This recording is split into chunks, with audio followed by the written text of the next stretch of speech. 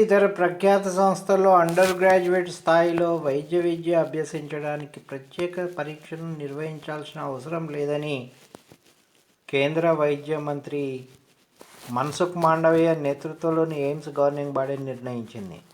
6న జరిగిన ఈ సమావేశంలో 21 ఎయిమ్స్ కళాశాలలు సహా జిప్మర్, పీజీఐఎంఈఆర్లలో నీట్ ద్వారా కాకుండా ప్రత్యేక పరీక్ష ద్వారానే విద్యార్థులను ఎంబీబీఎస్కు అనుమతించాలన్న ఆలోచనను కమిటీ తోసిపుచ్చింది. వాటిలో ప్రవేశాలకు ప్రస్తుతం ఉమ్మడి పరీక్ష విధానమే కొనసాగుతుందని మినిట్స్లో పొందుపరిచింది. నైపుణ్యం ఉన్న విద్యార్థులను ఎంపిక చేసుకునే ఆలోచనతో ఈ సంస్థల్లో ప్రవేశాలకు 2019 వరకు ఎయిమ్స్ ఢిల్లీనే ప్రత్యేక పరీక్ష నిర్వహించేది. ఈ స్కోర్ ద్వారా సదరు కళాశాలలో ఎంబీబీఎస్ ప్రవేశాలు కల్పించేది. 2020 నుంచి నేషనల్ టెస్టింగ్ ఏజెన్సీ నిర్వహిస్తున్న నీట్ ద్వారానే ఈ ప్రవేశాలు జరుగుతున్నాయి.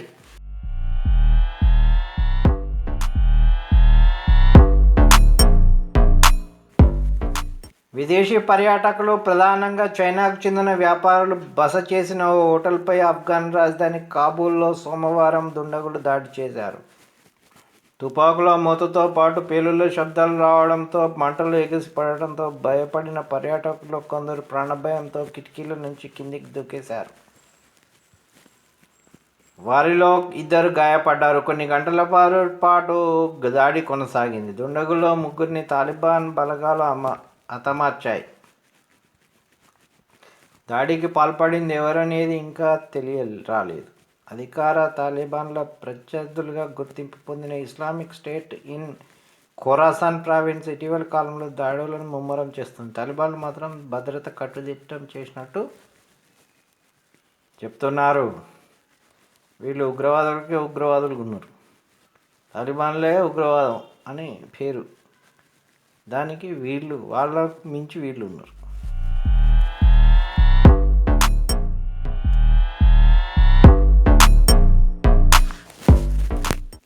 విలువైన వజ్రాలకు ప్రసిద్ధిగాంచిన మధ్యప్రదేశ్లోని పన్నాలో మరో అరుదైన వజ్రం బయటపడింది.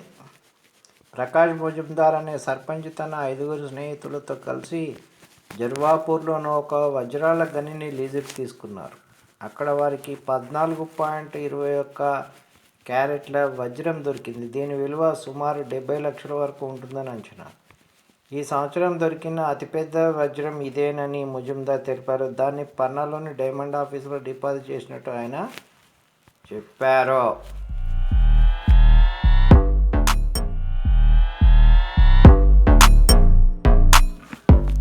రాజస్థాన్ బారానికి చెందిన ఒక నవవధువు బుల్లెట్ బండిని నడుపుతూ విలక్షణంగా వివాహ వేదిక వద్దకు చేరుకుంది.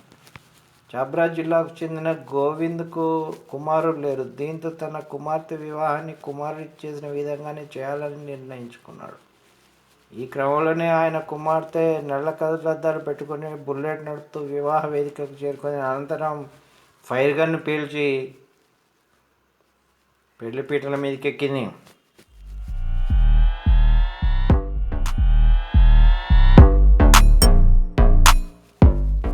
ఓ గదిలో వేలాది తేళ్లు ఉన్న ఓ వీడియో సోషల్ మీడియాలో హల్చల్ చేస్తుంది. ఒళ్ళు గగ్గురు పొడిచే ఈ దృశ్యాన్ని ఆదివారం ట్విట్టర్లో అప్లోడ్ చేసిన 12 గంటల్లోనే 40 లక్షల మందికి పైగా వీక్షించారు. ఈ వీడియోని ఎక్కడ తీశారో స్పష్టత లేనప్పటికీ అందులో కనిపిస్తున్న మాటల ఆధారంగా బ్రెజిల్లో తీసి ఉండొచ్చని, అవి అత్యంత ప్రమాదకరమైన డెత్ స్టాకర్ తేళ్లని అర్థమవుతుంది. ఈ తేళ్ల విషయం ఎంతో ఖరీదైంది. 1 లీటర్కు $10.5 మిలియన్, అంటే దాదాపుగా 86 కోట్ల 76 లక్షలు. 1 లీటర్ కావాలంటే ఒక తేళ్ళ నుంచి దాదాపు 7 లక్షల సార్లు కానీ 7 లక్షల తేళ్ల నుంచి ఒక్కసారి కానీ విషం తీయాల్సి ఉంటుంది.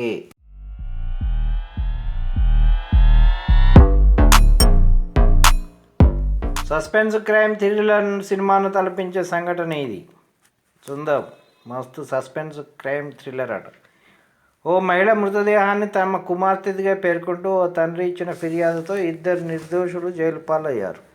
వాళ్ళు తప్పు చేయలే కానీ జైలు పాలయ్యారు. బెయిల్పై విడుదలైన వారు చనిపోయిందనుకుంటున్న మహిళ కోసం ఏళ్ల తరబడి గాలించి చివరికి బతికున్న ఆమెను గుర్తించి పోలీసులకు అప్పగించారు. ఉత్తరప్రదేశ్లో మధుర జిల్లా నివాసి ఆర్తి 2015లో కనిపించకుండా పోయింది. అదే సమయంలో బృందావనం పట్టణంలో లభించిన గుర్తు తెలియని మహిళ మృతదేహానికి పోలీసులు అంత్యక్రియలు జరిపించారు. ఆ తర్వాత ఆర్తి తండ్రి తన కుమార్తె రాజస్థాన్లోని దోసా పట్టణానికి చెందిన సోను షైనీతో వెళ్ళిపోయిందని పోలీసులకు చెప్పాడు. అతడే తన కుమార్తెను హత్య చేశాడని ఆరోపించారు. పోలీసులు గుర్తించిన మృతదేహం తన కుమార్తెదని తెలిపాడు. ఆ ఫిర్యాదు ఆధారంగా పోలీసులు సోను సైనితో పాటు ఉదయపూర్కు చెందిన అతని స్నేహితుడు గోపాల్ సింగ్ను అరెస్ట్ చేశారు. బెయిల్పై బయటికి వచ్చిన నిందితులు తాము నిర్దోషులమని నిరూపించేందుకు విశ్వ ప్రయత్నాలు చేశారు. ఈ క్రమంలోనే రాజస్థాన్ దోసా జిల్లాలో విశాల అనే గ్రామంలో భర్తతో కలిసి ఆర్తి నివసిస్తుందని తెలుసుకొని నిర్ధారించుకున్నారు. పోలీసులకు సమాచారం ఇవ్వడంతో వారు ఆర్తి ఆమె భర్త భగవాన్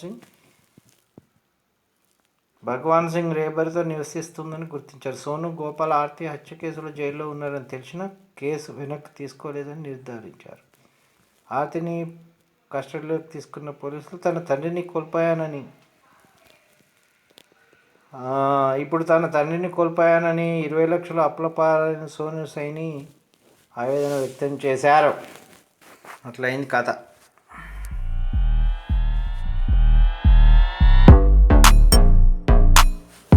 ప్రభుత్వ రంగ సంస్థలను ప్రైవేటీకరిస్తున్న నేపథ్యంలో ఆ రంగంలోనూ నియామకాల్లోనూ రిజర్వేషన్లు అవసరమని జహీరాబాద్ ఎంపీ బీబీ పాటిల్ అభిప్రాయపడ్డారు. షెడ్యూల్డ్ జాతుల రాజ్యాంగ సవరణ బిల్లుపై శుక్రవారం లోక్సభలో జరిగిన చర్చలో ఆయన మాట్లాడారు. దేశంలో గిరిజనుల అభివృద్ధికి ఆర్థిక సహాయం చాలా అవసరమన్నారు. గిరిజనులు, దళితులకు కేంద్ర ప్రభుత్వం మరింత ఆర్థిక సహాయం చేయాలని కోరారు. ఆయా వర్గాలకు ఎలాంటి సహాయం చేసేందుకు కేంద్ర ప్రభుత్వం సిద్ధంగా లేదని ఆరోపించారు. ఎస్సీ, ఎస్టీ జాబితాలో వివిధ కులాలను చేర్చడం వల్ల ప్రభుత్వ రంగ ఉద్యోగాల్లో వారికి కొత్తగా అవకాశాలు కలుగుతాయన్నారు.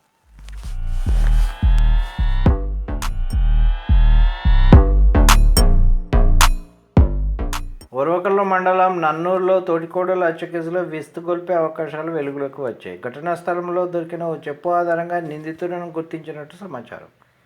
కర్నూలు జిల్లా ఓర్వకల్లు మండలం నన్నూరుకు చెందిన కొర్వ గోపన్న, మంగమ్మ దంపతులకు 2 కుమారులు. పెద్ద కుమారుడు పెద్ద రామగోవింద్కు రామేశ్వరితో 5 ఏళ్ల క్రితం, చిన్న కుమారుడు చిన్న రామ గోవింద్కు రేణుకతో 3 ఏళ్ల క్రితం వివాహాలు జరిగాయి. ఆ కుటుంబానికి 30 ఎకరాల జాగా ఉంది. భూమి జాతీయ రహదారి సమీపంలో 10 ఎకరాల పొలం ఎకరానికి కోట్ల రూపాయలు పలుకుతుంది. కుమారులిద్దరికీ సంతానం లేదు, అయిపోయింది. బాగా ఆస్తి ఉన్నందున వారసు లేకపోతే భవిష్యత్తులో ఇబ్బందులు ఎదురవుతాయని కోడలిద్దరిని చంపేసి కుమారులకు మళ్ళీ పెళ్లి చేయాలన్న ఉద్దేశంతో మామ ఈ హత్యలకు పథకం పన్నినట్టు తెలుస్తుంది. ఎంత గొప్ప మామవురా నువ్వు!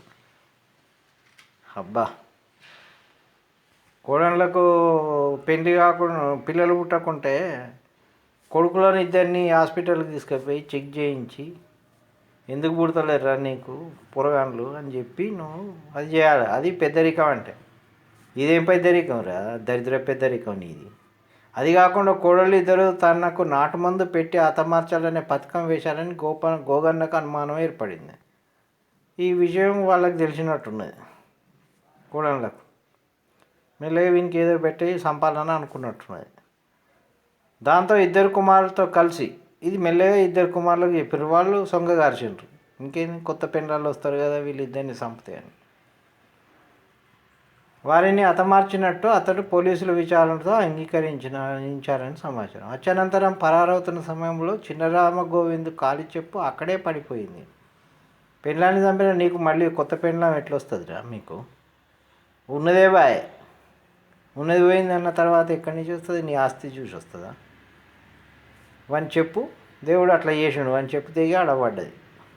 స్థానికులు దాన్ని గుర్తించి పోలీసులకు సమాచారం ఇచ్చారు. ఓ చెప్పు మన దగ్గర ఉంది, ఓ చెప్పు ఇక్కడ ఉన్నట్టు. దాంతో తండ్రి కొడుకులను పోలీసులు అదుపు చేసుకొని మస్తు విచారించారు. సూపర్గా వాళ్ళ దిశ డిఎస్పీ వాళ్ళ సిస్టంలో ఏంది విచారించారు.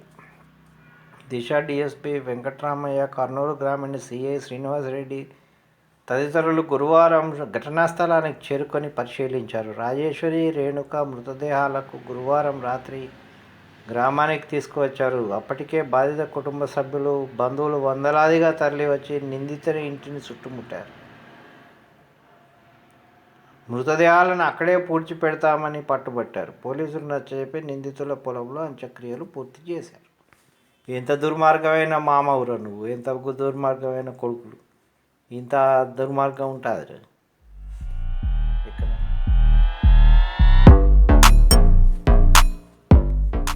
యూట్యూబ్ వీడియోలు, టిక్టాక్ వీడియోలు చేద్దామని ఈ మధ్యకాలంలో రైల్వే ట్రాక్ పైకి కొంతమంది పోయి రైలు ఢీకొట్టి చనిపోయే ఘటనలు చాలా వింటున్నాం. అలాంటి ఘటనే ఇంకోటి జరిగింది.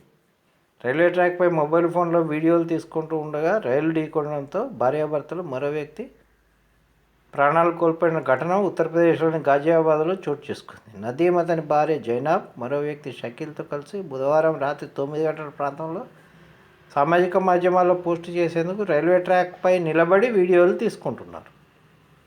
ట్రాక్ మీదనే ఎగ్జాక్ట్లీ. అదే సమయంలో పద్మావతి ఎక్స్ప్రెస్ రైలు వేగంగా దూసుకొచ్చింది. అయితే వీడియోలో చిత్రీకరణ నిమగ్నమైన ఈ ముగ్గురు దాన్ని గమనించకపోవడంతో ఘోరం జరిగిపోయింది. రైలు ఢీకొనడంతో వారు అక్కడికక్కడే ప్రాణాలు కోల్పోయారని పోలీసులు తెలిపారు. ముక్కలు ముక్కలైన చచ్చిపోయారు.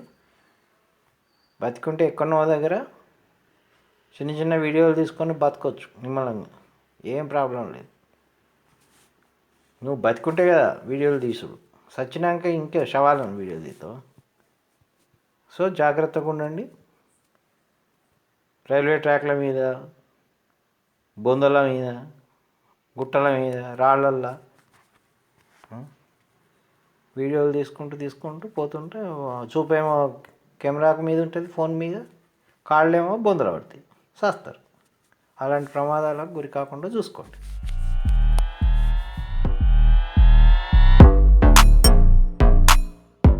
సంగారెడ్డి జిల్లా జిన్నారం మండలం గడ్డిపోచారం అటవీ ప్రాంతాన్ని ఆనుకొని ఉన్న పారిశ్రామిక వాడలోకి చిరుత ప్రవేశించింది. 4 గంటల సమయంలో ఇక్కడ ఈటరీ ల్యాబ్స్ ఉత్పత్తుల విభాగంలో చిరుత కనిపించడంతో కార్మికులు అప్రమత్తమై బయటికి వెళ్ళి తలుపులు మూసేసి అటవీ సిబ్బందికి సమాచారం ఇచ్చారు. Forest beat officer Gangabhavani, Nehru zoo park curator Sridevi ఆధ్వర్యంలో బృందం పరిశ్రమకు చేరుకొని చిరుతను ప్రత్యేక గంతో మత్తుమందు ఇచ్చి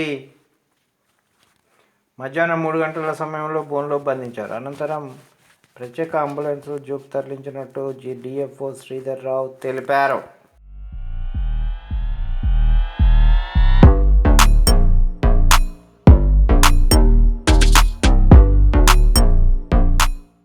రాత్రి ఓ ఇంట్లో నుంచి ఒక్కసారిగా అగ్నికిల్లలు ఎగిసిపడ్డాయి.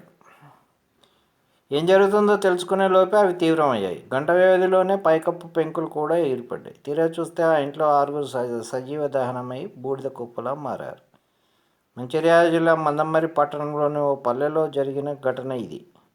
ఈ ఘటనతో స్థానికులు ఉలిక్కిపడ్డారు. మృతుల్లో అభంశుభం తెలియని 2 చిన్నారులతో సహా అందరూ గుర్తుపట్టలేనంతగా కాలిపోవడం చూసి హడలెత్తిపోయారు.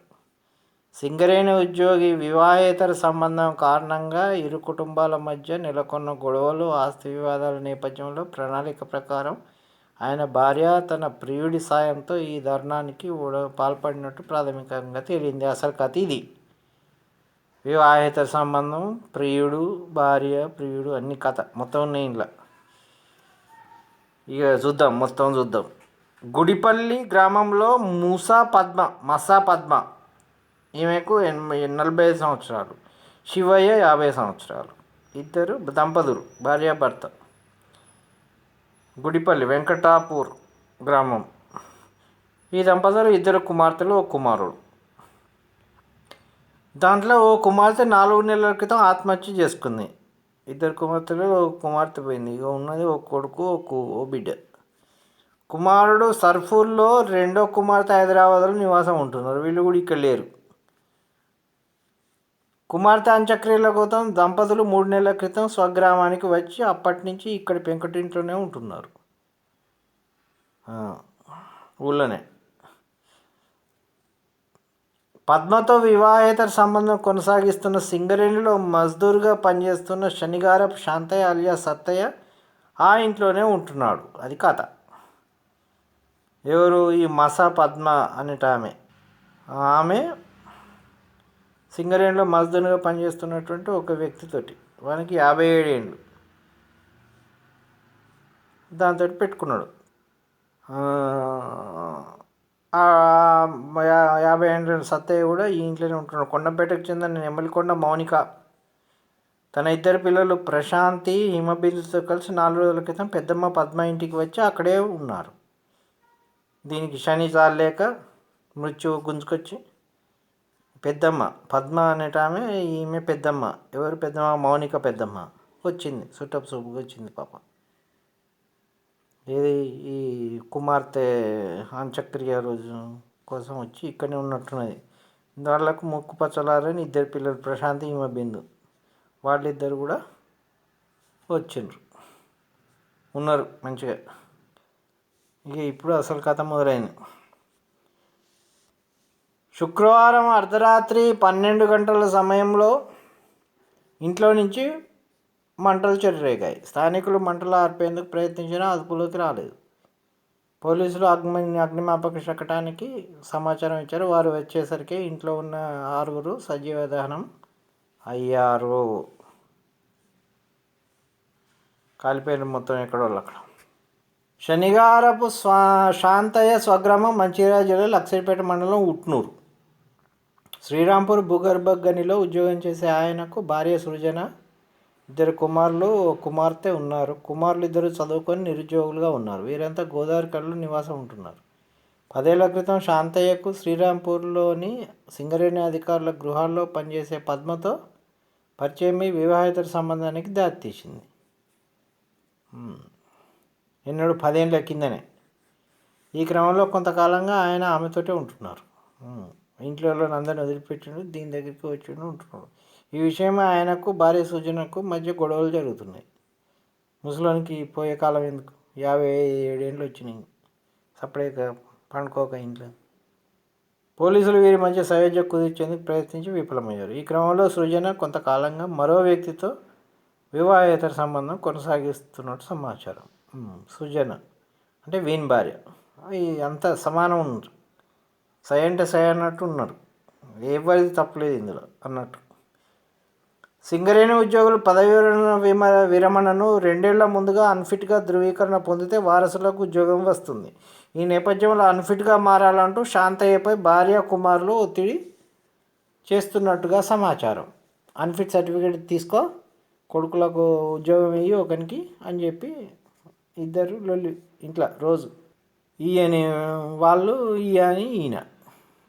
ఈ విషయంలో కుటుంబ సభ్యులు మనస్పర్ధలు వచ్చాయి. దీనికి తోడు తన తండ్రి జీతపద్యాల తాలూకు డబ్బంతా తాను సహజీవనం చేస్తున్న మహిళకే ఇస్తుండడం, ఉత్కూరులోని స్థలాన్ని విక్రయించగా వచ్చిన 25 లక్షలు ఆమెకే ఇచ్చినట్టు అనుమానాలు ఉండడంతో కుటుంబ సభ్యులు ఆయనపై కక్ష పెంచుకున్నట్టు తెలిసింది. అది సంగతి. మొత్తం నెల జీతం దానికే ఇస్తున్నాడు, దానికే పెడుతున్నాడు. ఇక మాకు ఏమి మిగలదు. ఈ సందులో ఆడ ఇల్లు అమ్మిండ్రు, ఇల్లు అమ్మితే 25 లక్షలు కూడా తీసుకుపోయి దానికే పెట్టిండొచ్చు అని ముసలిని చంపిపడేస్తే అయిపోతుంది కదా ఇక అనుకున్నారు. ఈ పరిణామాల నేపథ్యంలో 6 నెలల కిందట ఒకసారి, 3 నెలల కింద మరోసారి శాంతయ్యపై హత్యాయత్నాలు జరిగాయి. 2 సార్లు ఇదివరకే బయటపడ్డాడు. ఒకసారి కిడ్నాప్ కూడా జరిగినట్టు సమాచారం. కిడ్నాప్ చేసిండ్రు కానీ పాపం దొరకలే. ఈ నేపథ్యంలో భర్త సహా ఆయన సహజీవనం చేస్తున్న మహిళా కుటుంబాన్ని అంతమొందించే క్రమంలో సూచన మేరకు ఆమె ప్రియుడు, అది కథ, ఈ అఘాయిత్యానికి పాల్పడినట్టు పోలీసులు ప్రాథమికంగా నిర్ధారణకు వచ్చినట్టు సమాచారం. పద్మ ఇటీవలే రోడ్డు ప్రమాదంలో గాయపడింది. ఆమె చెల్లెలు కుమార్తె కొండంపేటకు చెందిన మౌనిక పెద్దమ్మను పరామర్శించేందుకు 2 పిల్లలతో 5 రోజుల క్రితం గుడిపల్లికి వచ్చింది. ఆటోలను బస్సులను పోతుంటే గుద్దుకున్నది, దేనికో దెబ్బ తాకితే పెద్దమ్మకి దెబ్బ తాకింది కదా అని పాపం ఈమె మౌనిక 2 బిడ్డలను వేసుకొని వచ్చింది ఇంటికి. 5 రోజులు ఉన్నది. ఇది తెల్లారంగా రాత్రి పోతా అంటే తెల్లారంగా అని చెప్పినట్టున్నది. కథం అదే రోజు రాత్రి అయిపోయింది వీళ్ళకు. అంతలోనే సజీవ దహనం కావడంతో ఆమె కుటుంబ సభ్యులు బోరున విలపించారు. ఘటన జరిగిన ఇంటి వెనుక వైపున టైర్లు సగం కాలిన స్థితిలో ఉన్నాయి. వాటి కొద్ది దూరంలోనే 20 లీటర్ల సామర్థ్యం ఉన్న 2 పెట్రోల్ డబ్బాలు కనిపించాయి.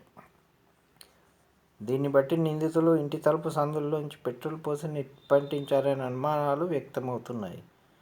మంటలు చుట్టుముడుతున్నా ఇంట్లోంచి అరుపులు వినిపించలేదని స్థానికులు చెప్పడాన్ని బట్టి 6 మత్తులో ఉండే అవకాశాలున్నాయి. మత్తులో ఎందుకున్నారు వీళ్ళు? మత్తు మందు ఇచ్చిండ్రా, లేకుంటే మందు తెచ్చుకొని తాగిండ్రా?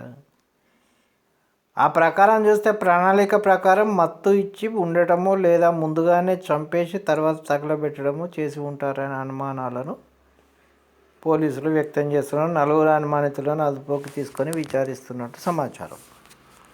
డబ్బు కోసం అన్నీ చేస్తారు. సమాజంలో జాగ్రత్తగా ఉండకుంటే కథం. కుటుంబ వ్యవస్థ నాశనం, శత్రుత్వాలు పెరగడం, ఏం లేదు. బతుకుతున్నామంటే బతుకుతున్నారు. మనకంటే జంతువులనే కొన్ని మమకారాలను పాటిస్తే మనుషులు ఆ జంతువుల కంటే ఘోరంగా తయారైనరు. ఎక్కడి కానున్నదో, ఏం కానున్నదో, ఎటు పోనున్నదో ప్రపంచం.